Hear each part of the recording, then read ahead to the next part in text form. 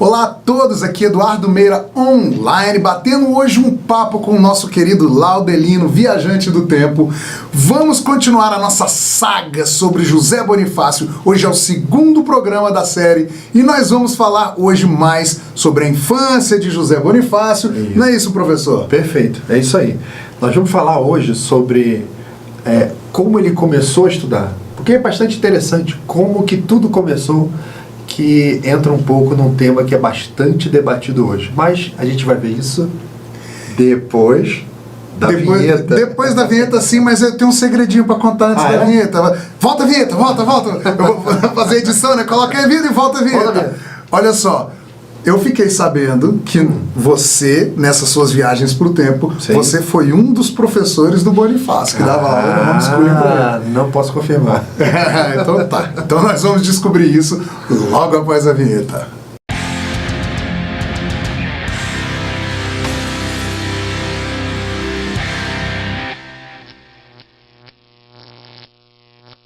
Bom, pessoal, estamos aqui de volta, então, com o professor Laudelino, o viajante do tempo. Mas antes de começarmos esse vídeo, eu gostaria de pedir para vocês quebrar a taça de cerveja nesse like aí, até inundar esse negócio de like, que é para fermentar o nosso engajamento aqui no YouTube, né, pessoal? Assim eu posso continuar trazendo esse tipo de conteúdo para vocês, tá bom? Então, Laudelino, que já esteve lá, conheceu o José Bonifácio, e fiquei sabendo que foi um dos professores dele. O Boni. De homeschooling. Era o Boninho. De homeschooling. Zé Boninho. Era você? Bom, mas não conta pra ninguém, tá, gente? Não conta pra ninguém. Então, voltando de onde nós paramos antes, né? Aquela coisa muito interessante para falar sobre a educação de Bonifácio, que é uma discussão atual, é o homeschooling. Porque o Bonifácio recebeu toda a educação dele inicial aonde, Meira? Em casa. Dentro de casa. Então hoje há essa grande discussão de que deve ou não deve existir o homeschooling, se isso é bom, se isso é ruim. Você já conheceu alguém que estudou, pessoalmente, alguém que estudou homeschooling? Já. E aí? Já. Eu tinha dois colegas aqui, Jean-Pierre e a esposa dele, eles eram canadenses, tá? Da parte francesa do Canadá, e eles tinham uns filhos pequenos e eles estavam criando esses filhos através de homeschooling. Ela, como era o nome dela? Você lembra? Era Marie-Louise, Marie alguma coisa, eu não lembro, um casal muito simpático, e eles davam aula, ela todo dia, né? Muitas vezes a gente ia fazer alguma coisa, ligava para eles, vamos fazer alguma coisa, vamos sair, ela não podia, porque ela tinha que lecionar para os filhos dela naquele horário ali. Tinha todo um cronograma de cronograma. Isso. E mesmo morando aqui no Brasil, ela continuava com homeschooling aqui no Brasil. Perfeito. E ela voltava, ela estava me explicando que existem leis muito rígidas com relação a isso no Canadá, tá? No qual ela tem que dar e os meninos têm que passar na prova no final do ano, eles têm que cumprir uma série de etapas ali de avaliações, exames, enfim. É um negócio sério. Não é um negócio largado. Não. Aonde eu conheço que tem homeschooling oficial é sempre assim. Não é largado. Então a família acha que ela é capaz de educar a criança, siga em frente, mas existem as provas. Sim. As provas regulares que a criança tem que fazer numa determinada escola. Então ela só não assiste aula na escola, assiste em casa. Aí os provedores, o Estado, no caso lá no Canadá, é obrigado a prover o conteúdo para os tutores, no caso, então eles vão saber, eles vão estar cientes do conteúdo e aí eles vão educar as crianças ali naquele rumo para poder fazer as provas. Perfeito. E as crianças que eu conheci que recebiam homeschooling, nunca vi igual, Meira. Né? Eu acho que é muito mais profundo, né? Eu sei que nem todo pai e mãe tem vocação para dar essa aula em casa. Nem todo mundo tem ou vocação ou tempo. Isso é natural, até porque o homeschooling não é uma imposição. Sim. Ela sempre parte de um desejo da própria família. Então, os que eu vi, muito superiores. Então, a criança termina, por exemplo, o ensino médio, ela não só passou por todas aquelas matérias que as crianças normalmente passam, mas você vê que ela toca piano, pinta. Sim. Então tem várias outras coisas ligadas a essa educação. É boa no xadrez? Xadrez, desenho, pintura, música. Sim. Então parece ser bem mais completo, né? Eu acho que isso tem muita relação com a ausência de distrações. Exatamente, uma sala de aula cheia de gente, com muitos assuntos fúteis, né? Eu acho que o aproveitamento é muito maior. E o pai, com certeza, vai querer que o filho aprenda de verdade, não vai querer que o filho seja doutrinado. Aqui no Brasil, eles proíbem o homeschooling justamente porque eles fazem questão que a criançada vá para a escola para ser doutrinada. Na mão do Estado, né? Isso não vai dar certo, eu te garanto que não dá certo. Não posso falar tudo o que eu sei, mas não dá certo. Você já foi lá no futuro também, né? Não dá certo. Então, voltando à história de Bonifácio, quando ele tinha 14 anos de idade, e quando ele já tinha exaurido todas as bibliotecas lá de Santos, ele se mudou para São Paulo. E quem levou ele foi um tio. Você lembra o nome do tio dele? Tobias. Eu queria ter um filho assim. Muito bom. O Tobias conseguiu que ele se mudasse para São Paulo, né, e que ele se preparasse com os melhores padres sob o ponto de vista educacional, né? Porque sempre houve uma grande vocação educacional em cima dos padres jesuítas, né? Sim. Formaram países, né? Os jesuítas faziam índio falar latim. É verdade. Então, e eles aprendiam a língua dos índios também, é uma coisa de louco isso. Então é muito interessante essa vocação, por exemplo, dos jesuítas para a educação, e você encontra livros hoje, existem livros sobre pedagogia jesuítica.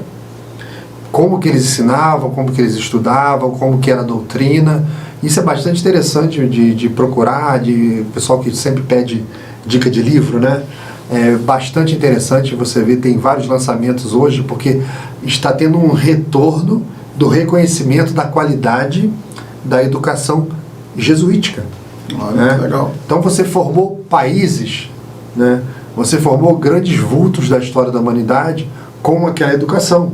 Então não tem por que pegá-la e jogar no lixo. Você pode não aplicar, porque hoje tem algumas coisas mais modernas, matérias diferentes e tal, mas você não pode jogar fora. Você tem que ir lá, ver, entender e conhecer como que eles faziam para fazer esse tipo de educação. Então, principalmente o pessoal que se liga em pedagogia, né? Tá, qual era o método? Tudo bem que hoje a gente diverge um pouco de conteúdo, mas qual era o método que eles usavam para ensinar? Isso é muito relevante, né? Sim. Então, a gente nunca pode perder esse contato com o passado. Conservamos o que aprendemos. Foi um passado que construiu o que a gente tem hoje. Aprendemos com nossos erros e por isso conservamos nossos acertos para construir o futuro, né? O Bonifácio, chegando em São Paulo, aí já não era mais uma vila, um condomínio com 2.000 pessoas, né? São Paulo já era amplo, muito mais rico, e tinham bibliotecas e livrarias e professores muito mais qualificados, e ele teve contato com todo mundo, sugou todo mundo, né? Então ele passou um pequeno período estudando bastante, né? Visitando os monastérios, visitando os centros de estudo, e ele era um garoto novo, né? Novinho ali, querendo completar ali a sua maioridade, e já estava na capital. Você vê, ele nasceu no interior, tá lá, nasceu num condomínio com 2.000 pessoas, e por conta do intelecto dele, como que ele estava despontando, ele foi o tio. Isso sempre acontece, a gente vê isso acontecer hoje em dia, principalmente no futebol, né? Aquela grande revelação do futebol, quem foi que revelou ele? É o tio, que levava ele para jogar bola, né? Que levou ele... Às vezes o irmão, no caso do Ronaldinho Bruxo. A mesma coisa. O irmão, o tio, que pega a criança e reconhece o valor que ela tem, reconhece aquele dom, e pega e transporta ela para um ambiente que ele reconhece que aquilo vai ser muito mais rico para a criança. No caso da Beth Harmon, foi o zelador, né? Bom, piadinhas aqui para quebrar o clima da aula. Não pode fazer piada. Não pode. Tem que ser sério, sério. Pode fazer piada. Você é expulso da sala. Então, 6 anos depois, que ele passou ali em São Paulo, consumindo, respirando, sorvendo, adoro esse verbo, sorvendo São Paulo, as bibliotecas, os próprios mosteiros, os conventos, onde sempre foi centro de muita inteligência, né? Sim. 6 anos depois ele parte para um outro patamar. Para onde que ele foi mesmo? Foi quando ele foi para a universidade, né? Ele Foi lá para... Ele está naquela idade, 20 anos de idade, ali mais ou uma menos. das universidades mais antigas do mundo, né? Se não for a mais antiga da Europa, não, eu acho que é. É aí na Espanha. É na Espanha, É né? na Espanha. Mas Coimbra é uma das mais antigas também, né? Acho que é de Salamanca, sim, que é mais antiga. Você tem razão. Aí Coimbra vem lá do tempo dos Templários, né? Bastante antiga também. Então ele sai lá, você vê que é um hábito, né, que se mantém até hoje, né?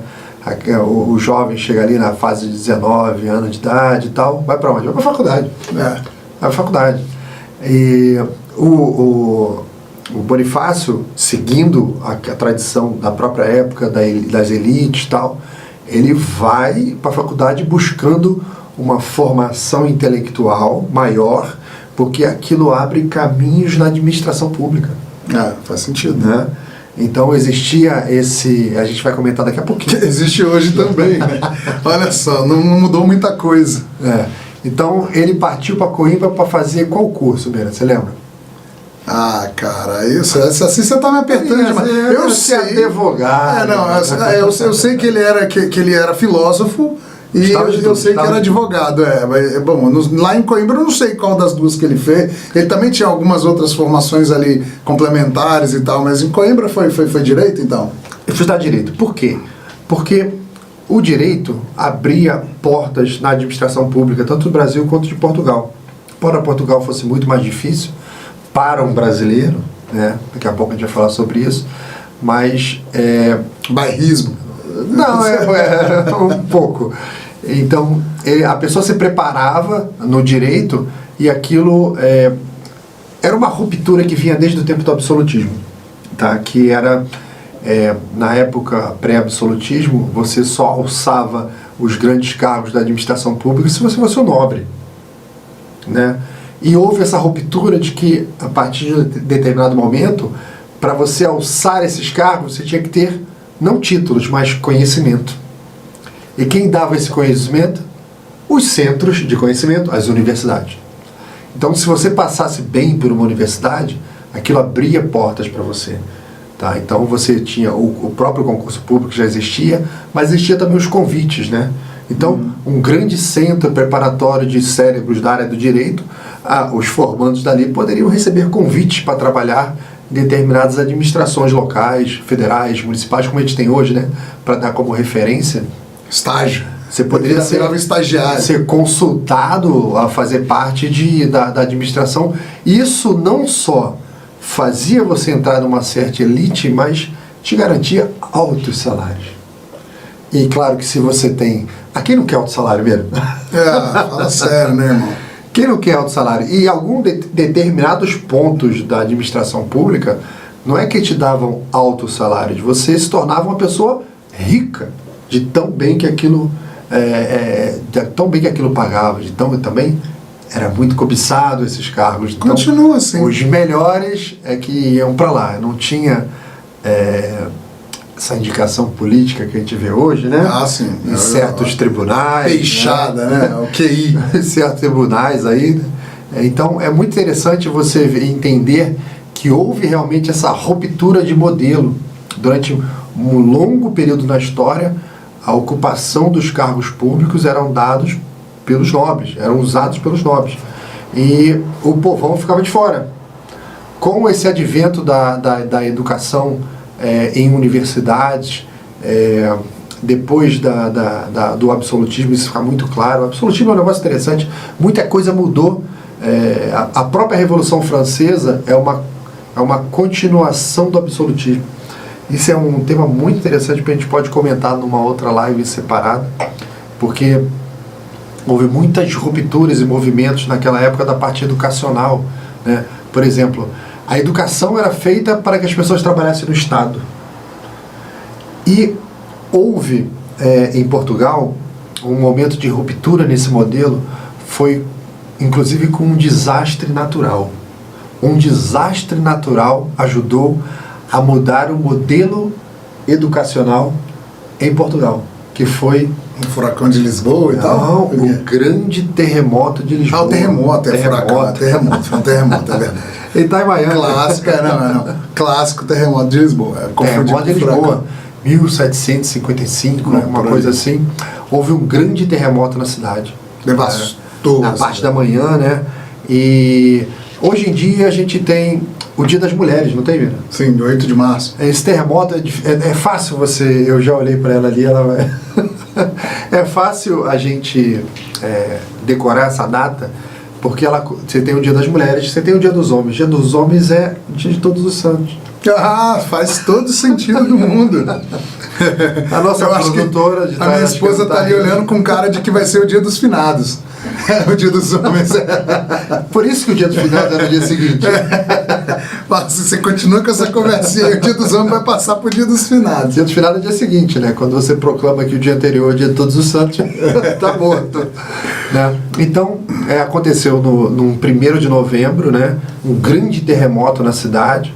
Aí várias edificações ruíram, muita gente presa nos destroços. Aconteceu um fenômeno que o povo da época não conhecia, mas que hoje em dia a gente conhece, por causa daqueles tsunamis que aconteceram lá na Ásia. Todo mundo virou especialista em tsunami. Então o próprio rio o Tejo recuou. O mar recuou e o povo foi para a praia para assistir o que era aquilo, o que estava acontecendo. Nossa. O mar foi embora. Aí daqui a pouco vem o tsunami e o registro é que as ondas eram de 20 metros de altura. Nossa. Então a cidade já estava destruída por causa do terremoto. Veio o tsunami, aí destruiu mais ainda. Depois que o mar baixou, começaram grandes incêndios. Então a estimativa é que de cerca de 100 mil pessoas morreram em Portugal. Então, para uma sociedade daquela época, era uma mudança muito grande. Hoje em dia, Portugal tem 10 milhões, 11 milhões de habitantes. 100 mil pessoas. Naquela época, Portugal devia ter 1 milhão de habitantes. Não, desde uns 4, por aí, 5. Ou seja, não cresceu muito de lá para cá, né? Não cresceu, realmente. Portugal, você pega a curva de crescimento populacional, é bem muito suave, pequeno, né? Muito pequeno. Então, você tem uma ideia do tamanho desse terremoto, morreram 10 mil pessoas nos Marrocos. No Marrocos morreram 10 mil pessoas. Por causa, teve o seu epicentro, espalha, né? Ele espalha. Então, Portugal ficou destruído, principalmente Lisboa, e o rei, que era o Dom José I, era um rei fraco, né? Estava meio enrolado, sem saber o que fazer. Dentro da equipe de ministros, ele tinha um cara chamado Pombal. Ah, sim. A história do Dom José eu até conheço um pouco. Ele era avô do Dom João VI, avô de Dom João VI. Ele era um cara mais fraco mesmo, mais bonachão, assim. E o Marquês de Pombal foi o cara que salvou. Que ficou à frente. Começou a organizar como é que ia ser a restauração do país. E durante essa restauração, ele acabou ganhando poderes quase ditatoriais. Ele mandava em tudo. E nós acabamos de elogiar a atuação dos jesuítas. E o Pombal tinha uma implicância enorme com os jesuítas. Não se curtiu os caras, né? Ele entrou em conflito com os jesuítas e acabou expulsando os jesuítas de todo o território português. O Brasil ainda não existia. O que existia era um pedaço de Portugal aqui. Colônia portuguesa, pacto colonial. Então os jesuítas foram expulsos daqui. E houve uma grande perda para o Brasil, que nós passamos um longo tempo sem um referencial educacional. Imagina, de repente, as escolas sumiram. Até você conseguir repor, não só a escola, mas você repor professores, pedagogia, conteúdo. Nós estamos mais ou menos em 1760. Por aí, Porque o terremoto foi em 1755, é um pouco mais à frente, então houve essa ruptura. Mas o Pombal também, ele fez essa mudança educacional. Lembra que eu falei? A mudança educacional em Portugal ocorreu por conta, assim, indiretamente, mas ocorreu de um acidente natural. Então, após esse terremoto, tsunami, incêndio, reconstrução de Portugal, o rei ficou com tanto medo de terremoto que ele mandou construir umas barracas. Ele não queria mais castelo, não queria mais pedra em cima da cabeça dele. Ele passou a reinar dentro de umas barracas. Ficou nas barracas lá, anos e anos e anos nas barracas lá em Portugal. Você vai em Portugal hoje, você tem em Lisboa uma igreja que ela é uma igreja sem teto, que é uma das poucas igrejas que restaram da época, que ela perdeu o teto. Você vai lá visitar a igreja, não tem teto, porque esse teto ruiu no terremoto de 1755. E eles resolveram não fazer mais, logicamente. Aí construíram a igreja em outro local e tal, mas ainda é um vestígio daquele terremoto de 1755. Em 1550 e alguma coisa, teve um outro terremoto grande em Lisboa, que esse foi tão grande. De 1500 e pouco, eu sei que foi. Teve um grande também, morreram 10 mil pessoas, mais ou menos. Agora, hoje, fazendo análise da época, o pessoal hoje de mineralogia, tal, de estudo de sísmico, estimam que esse terremoto de Lisboa foi de 9 pontos na escala Richter. Nossa, quase o topo da escala. Quase o topo da escala. Um dos terremotos mais fortes que já existiram, então, né? Um dos mais fortes. Mas, então, foi tudo destruído, né? Tiveram que reconstruir o país a partir do zero com Pombal. E o Pombal, ele mudou também a educação. E essa educação que ele mudou foi a que Bonifácio encontrou. E voltamos ao Bonifácio. Voltamos ao Bonifácio. E, além do que, um outro ponto interessante para falar sobre esse evento do terremoto, foi a primeira vez na história que um país mandou ajuda humanitária para outro, que foi a Inglaterra, o antigo parceiro português, né? Mandou ajuda humanitária para Portugal. Legal. Primeiro evento na história de ajuda humanitária, né? Então, o Pombal, mudando o país inteiro, mudou regras, mudou arquitetura. Você vai em Lisboa hoje, praticamente o que você tem de construído ali na época é de pós-terremoto, né? Então, o Pombal também mudou a educação, que ele queria uma coisa mais iluminista. Ele queria não só aquela preparação para o funcionário público, direito, matemática, português e tal, mas ele queria também... Intelectualidade pela intelectualidade. Ciência. Vamos estudar ciência também, vai ter química, vai ter física, vai ter mineralogia e tal.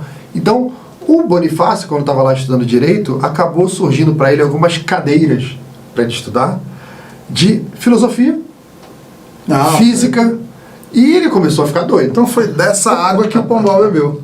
Então, ele, tendo contato com isso, né, ele acabou conhecendo vários autores, né, e aquilo ajudou ele a se transformar num erudito. Porque como ele era uma esponja que ia sugando todo esse conhecimento, ia sugando de tudo que aparecia, e dentro do curso de Direito aparece para ele filosofia, química, física, ele começou a ampliar o horizonte dele como ele não tinha imaginado, ao ponto de que tão logo ele estava lá terminando o curso de Direito, ele já se matriculou em filosofia.